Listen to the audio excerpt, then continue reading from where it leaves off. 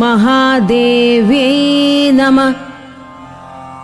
ഓം നമോ ഭഗവതേ വാസുദേവായ.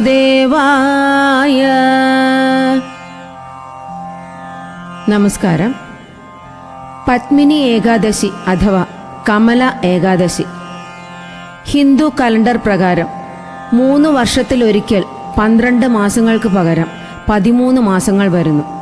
അങ്ങനെ വരുന്ന സമയത്ത് മാത്രം വരുന്ന ഏകാദശിയാണ് പത്മിനി ഏകാദശി. അതുകൊണ്ട് തന്നെ പത്മിനി ഏകാദശി വളരെയധികം പ്രാധാന്യമുള്ളതാണ്. പത്മിനി ഏകാദശി ശുക്ലപക്ഷ അധികമാസ ഏകാദശി എന്നും അറിയപ്പെടുന്നു. മനുഷ്യവംശത്തിനായി ലൗകിക ആഗ്രഹങ്ങളുടെ പൂർത്തീകരണത്തിനായാണ് ഈ ഏകാദശി വ്രതം മുഖ്യമായും അനുഷ്ഠിക്കുന്നത്. കൂടാതെ മറ്റൊരു പ്രാധാന്യം പത്മിനി ഏകാദശി ദിനത്തിൽ ഭഗവാൻ മഹാവിഷ്ണുവിനെ ഉത്തമ പുരുഷനായി മനുഷ്യാവതാരം കൈക്കൊണ്ട് മനുഷ്യർക്ക് ദുഃഖങ്ങളെയും ആപത്തുകളെയും എങ്ങനെ നേരിടണമെന്നും മനുഷ്യനായി പിറന്നവർക്ക് നല്ല പുത്രൻ, ഭർത്താവ്, സഹോദരൻ, രാജ്യപാലൻ, സുഹൃത്ത് എന്ന എല്ലാ ഗുണങ്ങളും തികഞ്ഞ ഉത്തമ പുരുഷനായി ജീവിച്ച് മനസ്സിലാക്കി തന്ന ഭഗവാൻ ശ്രീരാമനായിട്ടാണ് പൂജിക്കുന്നത്. ഇവയെല്ലാം പുരാണാധിഷ്ഠിതമായ ചരിത്രങ്ങളും കഥകളും നമ്മളിപ്പോൾ അനുഷ്ഠിച്ചു വരുന്ന വ്രതധ്യാനാദി പൂജകളെയും കുറിച്ചുള്ള സത്യാവസ്ഥയും പ്രാധാന്യവും കാണിക്കുന്നു. വസിഷ്ഠ സിദ്ധാന്തമനുസരിച്ച് 3 വർഷത്തിലൊരിക്കൽ വരുന്ന അധിക മാസം, അതായത് 13 മാസം വരുമ്പോൾ വരുന്ന പുരുഷോത്തമ മാസത്തിലാണ് പത്മിനി ഏകാദശി അഥവാ കമല ഏകാദശി ആചരിക്കുന്നത്. അത്രയും പ്രാധാന്യമുള്ളതുകൊണ്ട് പത്മിനി ഏകാദശിയെ ശുക്ലപക്ഷ അധികമാസ വിശുദ്ധ ഏകാദശി എന്നും പറയുന്നു. മനസ്സിൻ്റെയും ശരീരത്തിൻ്റെയും പൂർണ്ണമായ ശുദ്ധീകരണത്തിനും മനുഷ്യരുടെ എല്ലാ ലൗകിക ആഗ്രഹങ്ങളുടെ പൂർത്തീകരണത്തിനുമായി പത്മിനി ഏകാദശി വ്രതം ആചരിക്കുന്നു. പത്മിനി ഏകാദശിയുടെ കഥയിലൂടെ മറ്റൊരു പ്രാധാന്യം നമുക്ക് മനസ്സിലാക്കി തരുന്നത് പുത്രനില്ലാതെ വിഷമിക്കുന്ന ദമ്പതിമാർക്ക് സത്പുത്രരെ ലഭിക്കാൻ ഏറ്റവും അനുയോജ്യമായ വ്രതമാണ് പത്മിനി ഏകാദശി എന്നതാണ്. നമുക്കിനി കഥയെ ഒന്ന് മനസ്സിലാക്കാം.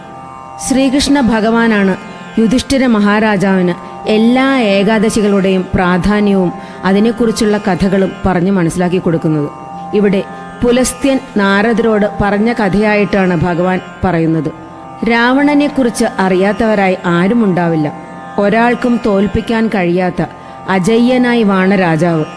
അങ്ങനെയുള്ള രാവണനെ പണ്ട് മഹിഷ്മതി രാജ്യം ഭരിച്ചിരുന്ന ശ്രേഷ്ഠനായ കാർത്തവീര്യൻ എന്ന രാജാവ് തടവിലാക്കി. ഒടുവിൽ പുലസ്ത്യനാണ് രാവണനെ കാർത്തവീര്യന്റെ തടവിൽ നിന്നും മോചിപ്പിച്ചത്. ഇതറിഞ്ഞ നാരദർ അത്ഭുതത്തോടുകൂടി പുലസ്ത്യനോട് ചോദിച്ചു, ദേവേന്ദ്രനെ പോലും ജയിച്ച രാവണനെ കാർത്തവീര്യന് എങ്ങനെ തോൽപ്പിക്കാൻ കഴിഞ്ഞു എന്ന്. അപ്പോൾ പുലസ്ത്യൻ പറയുന്ന കഥയാണ് ഇത്. പണ്ട് ത്രേതായുഗത്തിൽ ഉപകീർത്തവീര്യ എന്നൊരു രാജാവ് മഹിഷ്മതി എന്ന രാജ്യം ഭരിച്ചിരുന്നു. അദ്ദേഹത്തിന് 100 ഭാര്യമാരുണ്ടായിരുന്നു. ഒരുപാട് സൗഭാഗ്യങ്ങൾ ഉണ്ടായിരുന്നെങ്കിലും അദ്ദേഹത്തിന് പുത്രഭാഗ്യമുണ്ടായിരുന്നില്ല. അതിൽ ഒരുപാട് ദുഃഖിതനായ അദ്ദേഹം ഒരുപാട് യാഗങ്ങളും പൂജകളും നടത്തി. പക്ഷേ ഒരു ഫലവും ഉണ്ടായില്ല. ഒടുവിൽ എല്ലാ ശ്രമങ്ങളും പരാജയപ്പെട്ടപ്പോൾ എല്ലാം ഉപേക്ഷിച്ച് അദ്ദേഹം തപസ്സു ചെയ്യാൻ വനത്തിലേക്ക് യാത്രയായി. അദ്ദേഹത്തിൻ്റെ പത്നിമാരിൽ ഒരാളായിരുന്നു ഹരിശ്ചന്ദ്ര മഹാരാജാവിൻ്റെ പുത്രിയായ പ്രമദ. പ്രമദയും എല്ലാം ഉപേക്ഷിച്ച് ഭർത്താവിനെ അനുഗമിച്ചു. അവിടെ രാജാവും പത്നിയും അനേകം വർഷങ്ങൾ കഠിനമായ തപസ്സു ചെയ്തു. എന്നിട്ടും ഒരു ഫലവും ഉണ്ടായില്ല. കൂടാതെ വ്രതവും തപസ്സും മാത്രമായി രാജാവിൻ്റെ ശരീരം ക്ഷയിച്ച് അവശനിലയിലായി. ഇത് മനസ്സിലാക്കിയ പ്രമദ അനസൂയ മുനിയെ വണങ്ങി തങ്ങളുടെ വിഷമങ്ങളെല്ലാം അറിയിച്ചു. അനേകം വർഷങ്ങൾ തപസ്സും പൂജയും ചെയ്തിട്ടും ഫലമൊന്നും ലഭിച്ചില്ല. ഇതിനൊരു പരിഹാരമാർഗം ഉപദേശിക്കണമെന്ന് അപേക്ഷിച്ചു.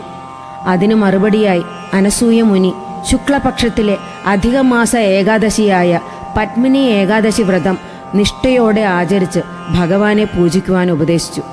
ലൗകിക ആഗ്രഹങ്ങൾ നിറവേറ്റാനായി 3 വർഷത്തിലൊരിക്കൽ വരുന്ന പത്മിനി ഏകാദശി വ്രതം നോൽക്കുന്നതിലൂടെ അവർക്ക് പുത്രനുണ്ടാവുമെന്ന് ഉറപ്പു നൽകി.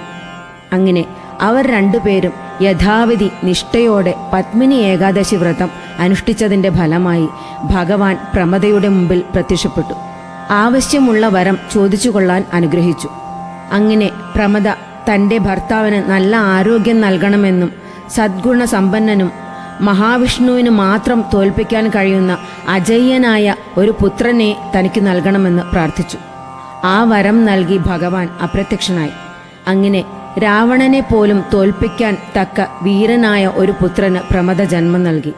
ആ പുത്രനാണ് കാർത്തവീര്യാർജുനൻ എന്ന പേരിൽ രാവണനെ ബന്ധിച്ച് പ്രസിദ്ധനായി.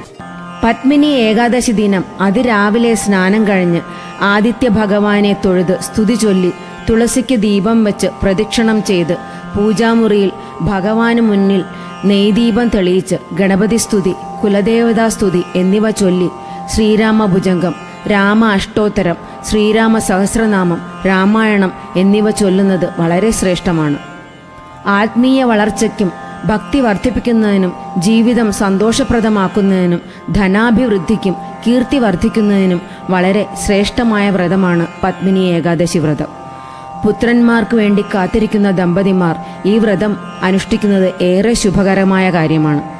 പത്മിനി ഏകാദശി വ്രതം യഥാവിധി ആചരിച്ച് പൂർണ്ണ ഉപവാസം അനുഷ്ഠിക്കാൻ സാധിക്കുന്നവർ അങ്ങനെ ചെയ്യുക. അല്ലാത്തവർ പഴങ്ങൾ മാത്രം കഴിച്ച് വ്രതമനുഷ്ഠിക്കുക. വ്രതങ്ങൾ എപ്പോഴും അവരവരുടെ ആരോഗ്യനില അനുസരിച്ച് വേണം അനുഷ്ഠിക്കാൻ എന്നത് പ്രത്യേകം ഓർക്കണം. ശ്രീരാമ ഭുജംഗത്തിൻ്റെയും ശ്രീരാമ അഷ്ടോത്തരത്തിൻ്റെയും രാമായണത്തിൻ്റെയും ലിങ്ക് താഴെ ഡിസ്ക്രിപ്ഷൻ ബോക്സിൽ കൊടുക്കുന്നതാണ്. എല്ലാവരും സൗകര്യം പോലെ അത് കേട്ട് നാമജപത്തോടുകൂടി ജീവിതം കഴിക്കുക. പത്മിനി ഏകാദശി വ്രതം യഥാവിധി ആചരിച്ച് സർവ്വ ഐശ്വര്യത്തോടുകൂടി സന്തോഷപ്രദമായ ജീവിതം നയിക്കുവാനുള്ള ഭാഗ്യം സിദ്ധിക്കുവാൻ ഭഗവാന്റെ അനുഗ്രഹം ഉണ്ടാവാനായി പ്രാർത്ഥിക്കുന്നു.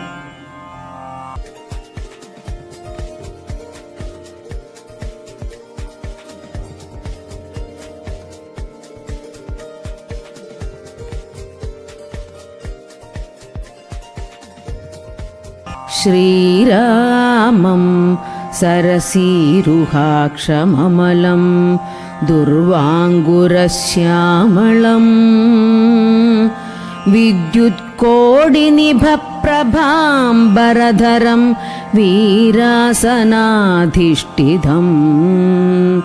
വാമാംഗോപരി സംസ്ഥിതാം ജനഗജാമാലിംഗ്യതാം ബഹുനാ തത്വം ചാപരപാണിനാ മുനിഗണാനാജ്ഞാപയന്തം ഭജേ.